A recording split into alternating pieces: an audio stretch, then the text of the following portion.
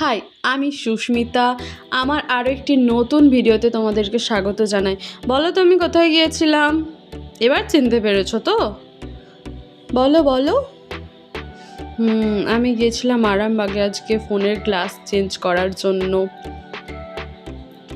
তো ফেরার পথেই আমি চলে গিয়েছিলাম শখের আহার একটা রেস্টুরেন্টে। এই রেস্টুরেন্টের অ্যাম্বিয়েন্সটা শুধু দেখো, চারিদিকটা খোলামেলা, গাছপালা, আমার তো খুব ভালো লেগেছে। মেনু কার্ড দেখে অর্ডার দেওয়ার পরেই আমার হাতে চলে আসলো লাল চা, আর তারপরেই বিরিয়ানি আর চিকেন কষা। খাওয়া দাওয়া করার পর চলে গেছিলাম মাটির জিনিসপত্র কিনতে। এটাও আজকে আমার একটা অন্যতম গুরুত্বপূর্ণ কাজ ছিল। লোকেশনটা একটু বলে দিই। গোঘাট বাস স্ট্যান্ডে নামার পর ওই রেলের দিকে রাস্তাটাতে যাওয়ার পথেই 5-7 মিনিট পরেই এই দোকানটা পড়বে।